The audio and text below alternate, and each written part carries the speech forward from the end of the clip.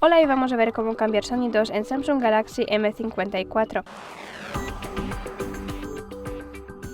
Para cambiar sonidos tenemos que entrar en ajustes, eso no importa, y encontrar sonidos y vibración.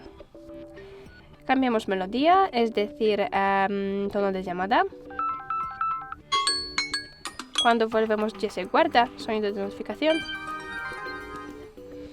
Y sonido, bueno, también podemos entrar en sonidos del sistema, de verdad. Porque sonidos del sistema no se cambia, pero se puede activar o desactivar varios sonidos. Sonido de interacciones táctiles, teclado de marcación, teclado Samsung, cargar, bloqueo, desbloqueo, etc. Es todo sobre sonidos. Muchas gracias por ver este vídeo.